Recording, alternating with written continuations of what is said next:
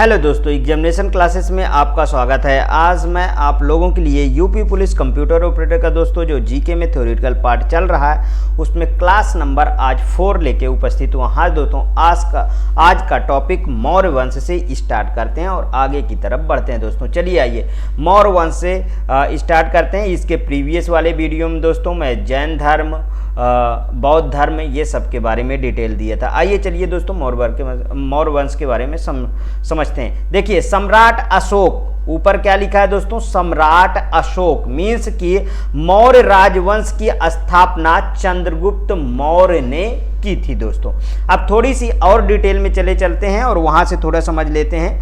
देखिए नंद वंश का शासक उस समय घनानंद था। नंद वंश का शासक और नंद वंश कहाँ था दोस्तों, मगध याद कर लीजिए बिल्कुल से। मगध का मतलब शासक। उस समय मगध में कौन सा शासन चलता था, नंद वंश चलता था और नंद वंश का शासक तो दोस्तों घनानंद था। क्या था दोस्तों, घनानंद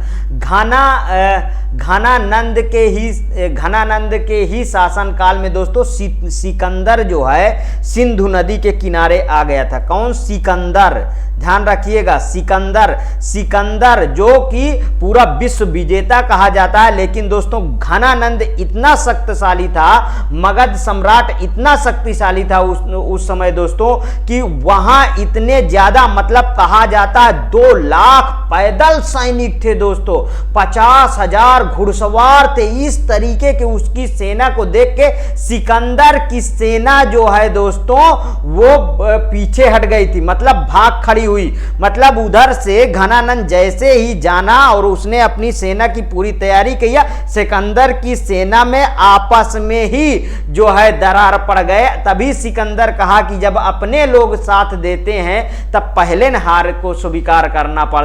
सिकंदर दोस्तों वही किनारे फिर आगे बढ़ के और वहां से जो है गुजरात की तरफ से जो फिर उसके बाद दोस्तों उसकी कुछ पैदल सेना और कुछ मतलब कि दोस्तों कहा जाए कुछ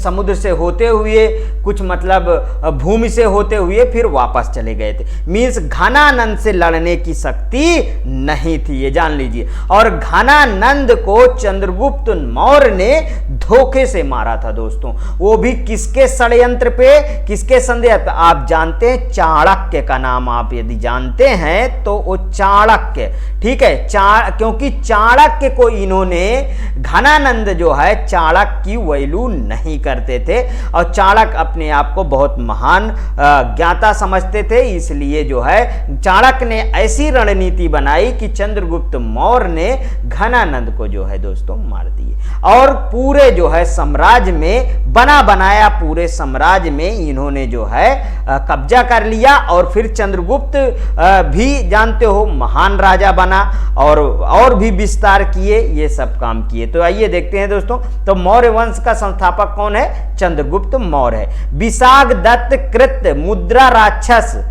से चंद्रगुप्त मौर्य के विषय में विस्तृत सूचना प्राप्त होती है। मुद्रा राक्षस में चंद्रगुप्त को ब्रसल क्या कहा गया है, ब्रसल तथा कुलहीन भी कहा गया था। आगे देखिए, घुड़ीराज ने मुद्रा राक्षस पर टीका लिखी थी। क्या लिखा था दोस्तों, टीका लिखी थी। घुड़ीराज ने मुद्रा राक्षस पर टीका लिखी थी। विलियम जोन्स पहले विद्वान थे जिन्होंने सैंड्रोकोट्स की पहचान मौर्य शासक चंद्रगुप्त मौर्य से किया था। सैंड्रोकोट्स की पहचान मौर्य शासक चंद्रगुप्त मौर्य से किया था। एम्पियानस तथा प्लूटार्क ने चंद्रगुप्त मौर्य को एंड्रोकोट्स के रूप में वर्णित किया है। देखिए अब देखिए बात यह है कि मगध दोस्तों बहुत ही उस जमाने में शक्तिशाली था। अरे मगध तो शक्तिशाली था ही, आप जानते हैं उस जमाने में पूरे विश्व में जो है दोस्तों भारत के आगे कोई नहीं था। आपको सही से ही बताएं तो इतिहास यही कहता है कि भारत के आगे उस समय कोई नहीं था, जबकि आज भारत पीछे है दोस्तों अगर कंपैरिजन किया जाए तो। इसलिए समय का परिवर्तन होता है। आगे देखिए दोस्तों, प्रमुख भारतीय शासक तथा उनकी उपाधियों के बारे में थोड़ा देखेंगे। भारतीय शासक उपाधि बिंदुसार अमित्रघात। बिंदुसार को क्या उपाधि मिली थी दोस्तों? अमित्रघात। अशोक को देव नाम पिय या प्रियदर्शी। दोस्तों अशोक नाम बहुत स्थान पे नहीं मिला है, सबसे ज्यादा नाम देव नाम प्रियदर्शी ही इनका मिला है, जो इन्होंने शिलालेख पे मीन्स की जो इन्होंने छड़ी गड़वाए, जो इन्होंने शिलालेख पे अक्षर लिखवाए, उनमें सब में दोस्तों देव नाम प्रियदर्शी। अशोक का जो है एक और स्तंभ कौशाम्बी में है दोस्तों, जो इलाहाबाद के नाम से जाना जाता है। आधा उसका पार्ट टूट गया था तो इलाहाबाद में ही आधा पार्ट रखा हुआ, ठीक है। समुद्रगुप्त कृतांत परशु उपाधि मिली थी। चंद्रगुप्त प्रथम को महाराजाधिराज की उपाधि मिली थी। चंद्रगुप्त द्वितीय को विक्रमादित्य कहा गया। हर्षवर्धन को शिलादित्य कहा गया और कनिष्क को दोस्तों देवपुत्र कहा गया। आगे देखिए दोस्तों, जस्टिन ने सैंड्रोकोट्स चंद्रगुप्त मौर्य और सिकंदर महान की भेंट का उल्लेख किया है, ठीक है। सैंड्रोकोट्स अगर बात हो तो चंद्रगुप्त मौर्य, ठीक है दोस्तों। कौटिल्य की बात को हो तो चाणक्य को ही कौटिल्य कहा जाता है। कौटिल्य द्वारा मौर्य काल में रचित अर्थशास्त्र शासन के सिद्धांतों की पुस्तक है। मीन्स की शासन किस तरीके से चलाया जाता है, किस तरीके चलाना है, ये सब दोस्तों अर्थशास्त्र मतलब कि चाणक्य के अर्थशास्त्र से ये सब मिलते हैं। अर्थशास्त्र में 15 अभिकरण हैं। अर्थशास्त्र में कितने अभिकरण हैं? 15 अभिकरण हैं। अर्थशास्त्र में राज्य के सप्तांग सिद्धांत स्वामी, अमात्य, जनपद, दुर्ग, कोष, दंड एवं मित्र की सर्वप्रथम व्याख्या मिलती है। आगे देखिए, बिहार में पटना पाटलिपुत्र ध्यान रखिएगा के समीप बुलंदी बाग एवं कुर्महार में की गई खुदाई से मौर्य राज के लकड़ी के विशाल भवनों के अवशेष प्रकाश में आए हैं। देखिए मौर्य काल में चंद्रगुप्त मौर्य के जमाने में दोस्तों लकड़ी के भवन बनाए जाते थे। इनका भी जो चंद्रगुप्त मौर्य का भवन था दोस्तों, वो विशाल काय लकड़ी का ही राजमहल बना हुआ था। आगे देखिए, प्रमुख राजवंश संस्थापक एवं राजधानियां। हर्यक वंश के संस्थापक कौन थे दोस्तों? बिंबिसार थे। बहुत वेरी मोस्ट इंपॉर्टेंट दोस्तों, जहां इंपॉर्टेंट लगा दूं उसको छोड़िएगा नहीं कभी। बिंबिसार और इसकी राजधानी थी राजगृह। एक स्थान पे इतना अच्छा संकलन दोस्तों कहीं नहीं मिलेगा, ये मैं कह रहा हूं। देखिए कितने अच्छी तरीके से आपको मैं डिटेल दे रहा हूं कि हर एक पॉइंट इसके बाद ये मुझे रखना है और जल्द से जल्द मैं हिस्ट्री खत्म कर सकूं, उसके बाद मैं ज्योग्राफी पे आऊं। इस तरीके करके मैं पूरा का पूरा आपका जीके वाला पोर्शन जल्द से जल्द कंप्लीट कर सकूं। आगे देखिए, मौर्य वंश के संस्थापक कौन थे दोस्तों? चंद्रगुप्त मौर्य थे और इसकी राजधानी पाटलिपुत्र थी। शुंग वंश पुष्यमित्र शुंग थे, राजधानी पाटलिपुत्र थी। सातवाहन सिमुख थे दोस्तों इसके संस्थापक और राजधानी प्रतिष्ठान थी। गुप्त वंश के संस्थापक श्रीगुप्त, बहुत बार पूछा गया। गुप्त वंश के संस्थापक श्रीगुप्त, राजधानी पाटलिपुत्र थी। वर्धन वंश पुष्यभूति इसके संस्थापक थे और थानेश्वर राजधानी इन्होंने अपनी ट्रांसफर किया था। गढ़वाल चंद्रदेव थे इसके संस्थापक, कन्नौज इसकी राजधानी थी। पल्लव वंश सिंह विष्णु संस्थापक, कांचीपुरम राजधानी थी। राष्ट्रकूट दंतिदुर्ग इसके संस्थापक थे और मान्यखेट राजधानी थी दोस्तों। आगे देखिए, चंद्रगुप्त मौर्य ने दक्षिण भारत की विजय प्राप्त की थी। अगर कहा जाए दोस्तों पूरब से लेके उधर सिंधु के किनारे दक्षिण भारत, ये सब जगह दोस्तों उधर जम्मू कश्मीर तक, ठीक है, चंद्रगुप्त मौर्य का शासन चलता था। जैन एवं तमिल साक्ष्य भी चंद्रगुप्त मौर्य के दक्षिण विजय की पुष्टि करते हैं। चंद्रगुप्त मौर्य ने सिकंदर के साम्राज्य के पूर्वी भाग के शासक सेलुकस की आक्रमणकारी सेना को 305 ईस्वी पूर्व में परास्त किया था। ध्यान रखिएगा, सिकंदर के साम्राज्य के पूर्वी भाग के शासक सेलुकस की आक्रमणकारी सेना के 305 ईस्वी पूर्व परास्त किया था। 269 ईस्वी पूर्व के लगभग अशोक का राज्याभिषेक हुआ है। अशोक के अभिलेखों में उसे देवनामपीय, देखिए अभी मैंने बोला ना, उनके छड़ी अभिलेख जो उन्होंने पत्थर पे लिखवाए उन सब में क्या नाम ज्यादातर मिलता है? देवनामपीय, देवनामपीयदसी, ये नाम दोस्तों उनका मिलता है। कहा गया है जिसका अर्थ है देवताओं का प्रिय या देखने में सुंदर। पुराणों में उसे अशोक वर्धन कहा गया है दोस्तों। दशरथ भी अशोक की तरह देवनामपीय की उपाधि धारण करता था। अशोक के अभिलेखों में रज्जुक नामक अधिकारी का उल्लेख मिलता है। रज्जुकों की स्थिति आधुनिक जिलाधिकारी जैसी थी। जैसे आज हमारे यहाँ डीएम बनते हैं दोस्तों, उस समय रज्जुक हुआ करते थे जिसे राजस्व तथा न्याय दोनों क्षेत्रों में अधिकार प्राप्त थे। हमारे यहाँ राजस्व कौन देखते हैं? एसडीएम देखते हैं इस समय, ठीक है। मौर्य काल में व्यापारिक काफिलों मीन्स करवान, ठीक है, करवान को सार्थवाह की संज्ञा दी गई थी। सारनाथ स्तंभ का निर्माण अशोक ने कराया था। सारनाथ स्तंभ का निर्माण कौन कराया दोस्तों? अशोक ने करवाया था, क्योंकि सारनाथ में ही गौतम बुद्ध ने पहला उपदेश दिया है जो 5 ब्राह्मणों को दिए थे दोस्तों, उसको, ठीक है, किन्हें दिए गए थे? 5 ब्राह्मणों को दिए गए थे। आगे देखिए, बौद्ध धर्म ग्रहण करने के उपरांत अशोक ने आखेट तथा बिहार यात्राएं रोक दी तथा उनके स्थान पे धर्म यात्राएं प्रारंभ कर दी थी। बहुत बड़ी बात है दोस्तों। इतिहासकार विंसेंट आर्थर स्मिथ ने अपनी पुस्तक Ashoka the Buddhist emperor of India के 7वें अध्ययन द इंडियन लिजिट्स ऑफ अशोका में साहित्यिक साक्ष्यों के आधार पर उपगुप्त के साथ अशोक की धम्म यात्राओं का क्रम इस प्रकार लिया है: लुम्बिनी, कपिलवस्तु, बोधगया, सारनाथ, कुशीनगर और श्रावस्ती।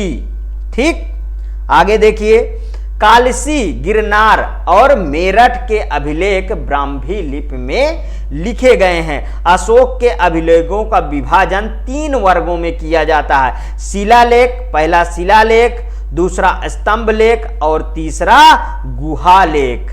ध्यान रखिएगा। आगे देखिए, अशोक के शिलालेख। प्रथम शिलालेख पशुबलि निंदा, पसम शिलालेख पशुबलि निंदा, दूसरा शिलालेख मनुष्य एवं पशु की चिकित्सा, तीसरा शिलालेख अधिकारियों का 5वें वर्ष दौरा, 5वां शिलालेख धर्म महामात्रों की नियुक्ति, छठा शिलालेख प्रशासकीय कार्यों का प्रबंधन, 11वां शिलालेख धम्म की व्याख्या, 13वां शिलालेख कलिंग युद्ध का वर्णन। दोस्तों, कलिंग युद्ध की वर्णन में 1 लाख सैनिक, 1 लाख लोग, कहिए सैनिक नहीं, 1 लाख लोग मारे गए थे। वहीं से दोस्तों अशोक का माइंड चेंज हो गया था और ये बौद्ध हथियार त्याग के बौद्ध धर्म धारण कर लिया था। इतना जान लीजिए।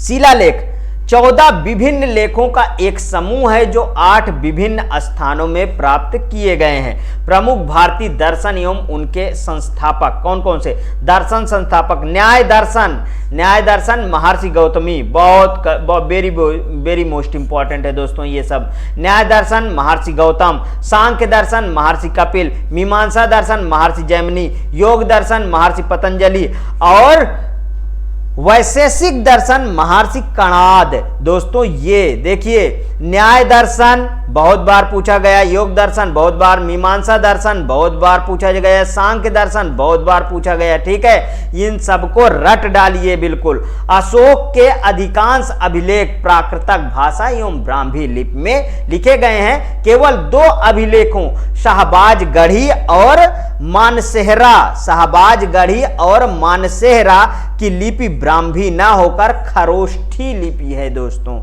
तक्षशिला से आर्मेयिक लिपि में लिखा गया एक भग्न अभिलेख मिला है दोस्तों, आर्मेयिक लिपि, ध्यान रखिएगा। सेरेकुना नामक स्थान से यूनानी तथा आर्मेयिक लिपियों में लिखा गया द्विभाषीय ग्रीक एवं आर्मेयिक भाषा अभिलेख तथा लघमान नामक स्थान से आर्मेयिक लिपि में लिखा गया अशोक का अभिलेख प्राप्त हुआ है। ठीक, तो एक तरीके से देखिए यूनानी और इस समय का दौरान लगभग सेम ही नजर आता है दोस्तों। आगे देखिए दोस्तों, जेम्स प्रिंसेस को अशोक के अभिलेखों को पढ़ने का श्रेय हासिल किया। प्राचीन भारत में खरोष्ठी लिपि दाएं से बाएं, जैसे ये पेज है दोस्तों, इस साइड से लिखा जाता था। ठीक है, दाएं से बाएं लिखी जाती थी। अशोक ने अपने राज्याभिषेक के 20 वर्ष बाद लुम्बिनी की यात्रा किया था। अशोक ने बुद्ध की जन्मभूमि होने के कारण लुम्बिनी ग्राम का बलिकर माफ कर दिया तथा भू राजस्व 1/6 से घटाकर 1/8 कर दिया था। अशोक के 13वें शिलालेख से कलिंग युद्ध के संदर्भ में स्पष्ट साक्ष्य मिलते हैं। अशोक के दीर्घ शिलालेख 12 में सभी संप्रदायों के सार की बुद्धि होने की कामना की गई है तथा धार्मिक सहिष्णुता हेतु उपाय बताए गए हैं। अशोक के दूसरे मतलब बृहद शिलालेख में दक्षिण भारतीय राजाओं चोल, पांड्य, सतीपुत्र एवं केरल पुत्र सहित ताम्रपर्णी श्रीलंका की सूचना मिलती है। ठीक है, इसके अतिरिक्त 13वें बृहद शिलालेख में चोल, पांड्य एवं ताम्रपर्णी का उल्लेख प्राप्त होता है। मौर्य शासक अशोक के 13वें शिलालेख से यह ज्ञात होता है कि अशोक के 5 यवन राजाओं के साथ मैत्रीपूर्ण संबंध थे, जिनमें एंटियोकस सेकेंड थियोस मतलब सीरिया का शासक है इस समय, तुरमाय मतलब टालेमी सेकेंड फिलाडेल्फस मिस्र का शासक, उस समय की बात हो रही है दोस्तों। ठीक है, अंतकिनी एंटिगोनस गोनातास मेसिडोनिया या मगदूनिया का राजा, और मग दोस्तों साइरीन का शासक, अलिक सुंदर एलेक्जेंडर एपाइरस या एपीरस का राजा, मतलब इनसे इनका अच्छा संबंध था, इसीलिए दोस्तों शिलालेख में इनका नाम गुदवाया गया था। आगे देखिए दोस्तों, मेगास्थनीज सेल्यूकस निकेटर द्वारा चंद्रगुप्त मौर्य की राज्यसभा में भेजा गया यूनानी राजदूत था। मेगास्थनीज सेल्यूकस किसके शासनकाल में आया? चंद्रगुप्त मौर्य के शासनकाल में आया, जो एक यूनानी राजदूत था दोस्तों। मेगास्थनीज ने तत्कालीन भारतीय समाज को 7 श्रेणियों में विभाजित किया। 7 श्रेणियों में विभाजित किया जो इस प्रकार हैं: दार्शनिक, कृषक, पशुपालक, शिल्पकार, योद्धा, निरीक्षक और मंत्री एवं उपदेशक। आगे देखिए दोस्तों, मेगास्थनीज भारतीय समाज में दास प्रथा के प्रचलित होने का उल्लेख नहीं करता है। मीन्स इसके अकॉर्डिंग दोस्तों यहाँ पे दास प्रथा नहीं थी। ठीक है, अशोक के अभिलेखों में मौर्य साम्राज्य के 5 प्रांतों के नाम मिलते हैं। प्रांत और राजधानियां देख लीजिए। उत्तरापथ, तक्षशिला, देखिए कितना कैसे कैसे 5 प्रांत थे। उत्तरापथ, तक्षशिला, अवंतिरट उज्जैनी, अवंती रठ उज्जैनी, कलिंग, तोसली, दक्षिणापत्र, सुवर्णगिरी और प्राच्य या पूर्वी प्रदेश पाटलिपुत्र का वर्णन मिलता है। आगे देखिए दोस्तों, भाग एवं बलि प्राचीन भारत में राजस्व के स्रोत थे। कौन कौन थे? भाग एवं बलि थे। मौर्य मंत्रि परिषद में राजस्व एकत्र करने का कार्य समाहर्ता के द्वारा किया जाता था। अंतपाल सीमा रक्षक सीमावर्ती दुर्गों की देखभाल करता था। जबकि दोस्तों ये वर्ड इंपॉर्टेंट है, ये वर्ड इंपॉर्टेंट है, ध्यान रखिएगा। प्रतिष्ठा विषयों या कमिश्नरियों का प्रशासक था। मौर्य युगीन अधिकारी प्रौतवाध्यक्ष तौलमान का प्रभारी था। मतलब कि तौलमान का मतलब यहाँ क्या है दोस्तों? जो तराजू से तौला जाता है उसमें कितने का बाट होना चाहिए, क्या होना चाहिए, कैसे तौला जाए, ये सब का दोस्तों प्रभारी होता था। ठीक है, आगे देखिए, पंड्याध्यक्ष वाणिज्य विभाग तथा सुनाध्यक्ष बूचड़ खाने के प्रभारी थे। मौर्य युग में नगरों का प्रशासन नगर पालिकाओं द्वारा चलाया जाता था, जिसका प्रमुख होता था नागरक या पुरमुख्य कहलाता था। आगे देखिए, यूनानी लेखकों ने बिंदुसार को अमित्रोकेडीस कहा है। विद्वानों के अनुसार अमित्रोकेडीस का संस्कृत रूप है अमित्रघात, मतलब शत्रुओं का नाश करने वाला। पुष्यमित्र शुंग ने 184 ईसा पूर्व 184 ईसा पूर्व में अंतिम मौर्य शासक बृहद्रथ की हत्या करके शुंग राजवंश की स्थापना की। दोस्तों हत्याओं का सिलसिला जारी। ठीक है, वायु पुराण के अनुसार अंतिम कण्व शासक सुशर्मा अपने आंध्र जातीय भृत्य सिमुक सिंधु द्वारा मार दिया गया है। देख लीजिए दोस्तों, हत्याओं का क्रम जारी हो गया। अब एक दूसरे को मारते रहेंगे, राजा बनते रहेंगे। इधर देखिए, गिन्नार क्षेत्र में चंद्रगुप्त मौर्य ने सुदर्शन झील खुदवाई तथा अशोक ने ईसा पूर्व 30वीं शताब्दी में इससे नहरें निकाली। बहुत अच्छी बात थी दोस्तों, उस समय नहर निकालना, खेती करवाना, देखिए शुरुआती दौर हुआ करता रहा होगा। आगे देखिए, शक क्षत्रप रुद्रदामन के जूनागढ़ अभिलेख में इन दोनों के कार्यों का वर्णन है। अब गुप्तोत्तर काल के मंदिर एवं निर्माण करता देखते हैं दोस्तों। मंदिर निर्माण करता, पुरी के जगन्नाथ मंदिर अनंत वर्मन चोंडगंग ने किया था। कोणार्क का सूर्य मंदिर नरसिंह देव प्रथम ने किया। दोस्तों ये वेरी मोस्ट इंपॉर्टेंट, ये वेरी मोस्ट इंपॉर्टेंट। ठीक है, कंदरिया महादेव मंदिर धंगदेव चंदेल ने किया था। कैलाश मंदिर एलोरा वाला कृष्ण प्रथम। एलिफेंटा के गुफा मंदिर राष्ट्रकूटों ने, ये इंपॉर्टेंट, जो बहुत इंपॉर्टेंट है आपके एग्जाम के लिए, उसको ध्यान दीजिए। तट मंदिर मामल्लपुरम नरसिंह वर्मन द्वितीय। कैलाश मंदिर कांची नरसिंह वर्मन द्वितीय। बृहदेश्वर मंदिर तंजौर राजराज प्रथम, बहुत वेरी मोस्ट इंपॉर्टेंट। ठीक है, मुक्तेश्वर मंदिर कांची नंदीवर्मन द्वितीय। बैकुंठ पेरुमाल मंदिर नंदीवर्मन द्वितीय। और महाबलीपुरम के एकास्मक रथ नरसिंह वर्मन प्रथम। आगे देखिए, गुप्त वंश को भी दोस्तों आज ही देख लेते हैं। ठीक है, समुद्रगुप्त चंद्रगुप्त द्वितीय। गुप्त वंश 200, अब देखिए ईस्वी में हम लोग आ गए, 275 से 550 ईस्वी तक शासन किया। इस वंश की स्थापना लगभग 275 ईस्वी में महाराज श्रीगुप्त द्वारा किया गया। ये वाला दोस्तों वेरी मोस्ट इंपॉर्टेंट है।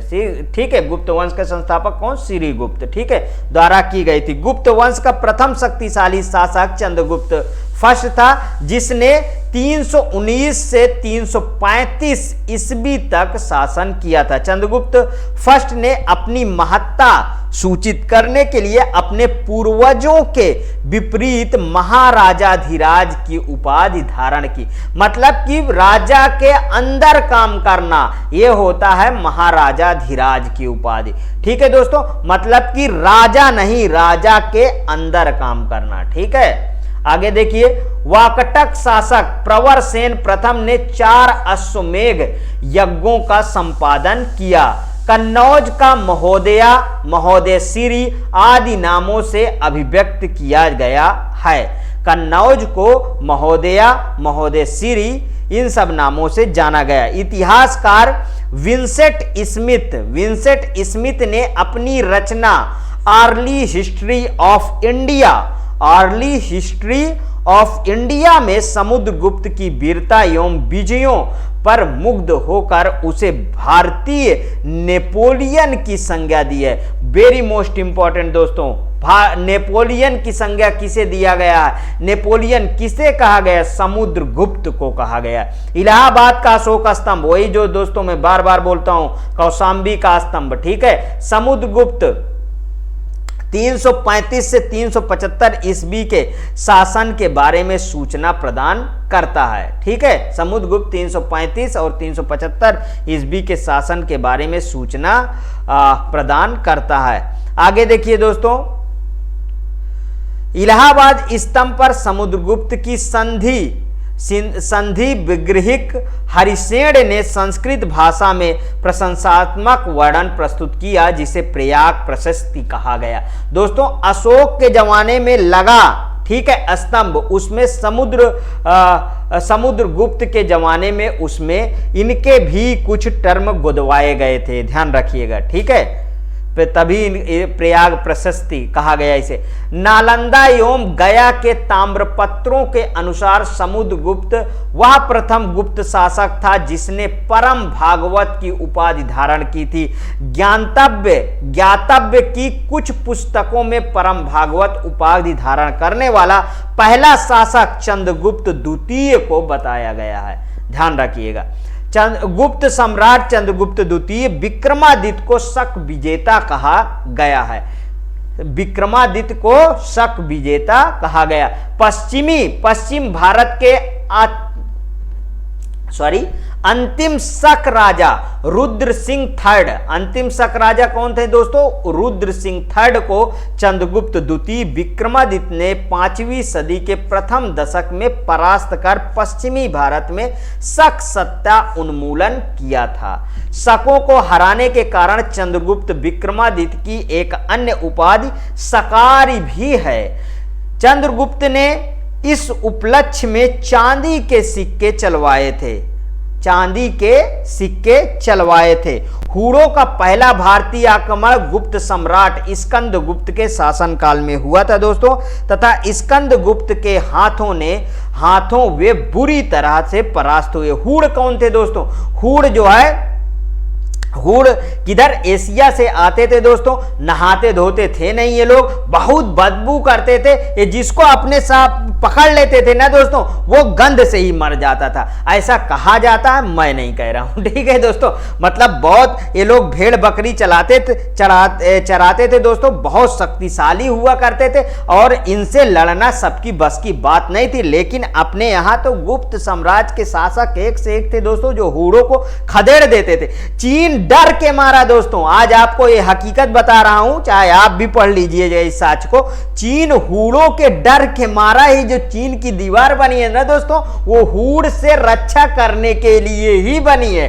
आज जो है चीन इंडिया को दबाता है, जबकि दोस्तों उस जमाने में हुड़ जो है इंडिया से लड़ने के लिए डरते थे और चीन में आक्रमण करते थे। चीन दोस्तों बिल्कुल परेशान होके चीन की दीवार बनवाया था, हुड़ों से परेशान होके। और यहां तो गुप्त वंश का शासक था दोस्तों, इनको गिरा के पटक के मारते थे और फिर से भाग जाते थे लोग। आगे देखिए दोस्तों, गुप्त काल में बंगाल में ताम्रलिपि एक प्रमुख बंदरगाह था, जहां से उत्तर भारतीय व्यापार एवं साथ ही दक्षिण पूर्व एशिया, चीन, लंका, जावा, सुमात्रा आदि देशों के साथ व्यापार होता था, ठीक है। अब यह वाला टर्म दोस्तों इंपॉर्टेंट है, बंगाल में ताम्रलिप्त। गुप्त काल में कौन सा बंदरगाह की बात हो गई? ताम्रलिप्त। बहुत बार पूछा गया, अच्छे एग्जामों में पूछा गया है, इसलिए ध्यान रखिएगा, ठीक है। गुप्त काल में गुजरात, बंगाल, दक्कन, तमिलनाडु वस्त्र उत्पादन के लिए प्रसिद्ध थे। धनवंतरी चंद्रगुप्त चंद्रगुप्त के नवरत्नों में से एक थे। ये आयुर्वेद शास्त्र के प्रकांड विद्वान थे, मीन्स पंडित थे। चरक ने चरक संहिता की रचना की। दोस्तों गुप्त काल को स्वर्ण युग कहा जाता है, ध्यान रखिएगा। देखिए दोस्तों, जहाँ जहाँ अच्छे अच्छे टर्म याद आते हैं मैं आपको बोलता रहता हूँ, ठीक है। वो इतने छोटे से सार में नहीं मिल सकते हैं, ये ध्यान रखें। लेकिन ये छोटा सा सार आपके एग्जाम के लिए वेरी मोस्ट इंपॉर्टेंट है। भास्कराचार्य, क्योंकि बड़ा देखिए बहुत ज़्यादा पढ़ाऊँगा, बहुत ज़्यादा तथ्य लेके आऊँगा, तो वो सर आपके लिए उपयोगी भी नहीं और आपका कोर्स कंप्लीट फिर नहीं हो सकता है, क्योंकि आपका एग्ज़ाम कांस्टेबल के एग्जाम होने के तुरंत बाद लग जाएगा, ध्यान रखिएगा। शंकराचार्य प्रख्यात खगोलज्ञ एवं गणितज्ञ थे। उन्होंने सिद्धांत शिरोमणि की रचना की, जिसका भाग था लीलावती है। गुप्त काल में स्वर्ण मुद्रा को दीनार कहा जाता है। क्या कहा जाता है दोस्तों? स्वर्ण मुद्रा को दीनार कहा जाता था। चीनी यात्री फायान के अनुसार लोग दैनिक क्रय विक्रय में कौड़ियों का प्रयोग करते थे। किसका प्रयोग करते थे? कौड़ियां। आज भी पुराने लोगों से आजकल आप कौड़ी का नाम सुने होंगे, ऐसा नहीं है। सती प्रथा का प्रथम अभिलेखिक साक्ष्य एरण से प्राप्त होता। अब सती प्रथा क्या है दोस्तों? देखिए, सती प्रथा बहुत बेहद बेकार चीज, मतलब ये बिल्कुल से बेकार कहूं दोस्तों। देखिए, सती प्रथा में क्या है, किसी का आदमी जो है मर जाए, मान लीजिए युद्ध में मर गया, कहीं भी मर गया, अब उसको चलो चिता में स्त्री को झोंक दो, मतलब उसके साथ स्त्री जिंदा भी जलाई जाती थी दोस्तों। ये था सती प्रथा की हकीकत। और एक महान शासक, एक महान व्यक्ति को कहिए जो राजा राम मोहन राय जी थे, जिन्होंने दोस्तों 1829 में अंग्रेजी ब्रिटिश शासक की सहायता से सती प्रथा का अंत करवाया था। इसलिए मैं महान कहता हूं राजा राम मोहन राय को। राजा राम मोहन राय वाकई में महान थे दोस्तों। ये बिल्कुल दोस्तों ये मानवाधिकार के विरुद्ध है, बिल्कुल विरुद्ध है। क्योंकि बताइए, जिंदा जागता स्त्री एक मृत आदमी के साथ कैसे जलती थी दोस्तों? आप जरा सोचिए, ये गलत था कि नहीं? बिल्कुल गलत था। आगे देखिए, एरण प्रशस्ति 510 ईस्वी का है, जिसमें गोपराज नामक सेनापति की स्त्री के सती होने का उल्लेख मिलता है। गुप्त संवत का प्रवर्तक चंद्रगुप्त प्रथम था। गुप्त संवत की तिथि 319 ईस्वी है और गुप्त वंश के शासकों ने मंदिरों एवं ब्राह्मणों को सबसे अधिक ग्राम अनुदान दिए थे। मीन्स कि दोस्तों मंदिरों को, ब्राह्मणों को इन्होंने दान में जो है जमीन दे दिया करते थे। आगे देखिए, गुप्त काल में कला एवं साहित्य में हुई प्रगति के आधार पर इस काल को प्राचीन भारत का स्वर्ण युग कहा जाता है। देख लीजिए, स्वर्ण युग मिला ना, स्वर्ण युग। अच्छा, द्वितीय स्वर्ण युग किसे कहा जाता है? द्वितीय स्वर्ण युग दोस्तों मुगल काल को कहा जाता है, वो मुगल काल को कहा गया है, ध्यान रखिएगा, ठीक है। प्राचीन भारत में सिंचाई कर का उदक भाग अथवा विदक भागम कहा गया है। गुप्त एवं गुप्तोत्तर काल में रेशम के लिए कौशेय शब्द का प्रयोग हुआ है।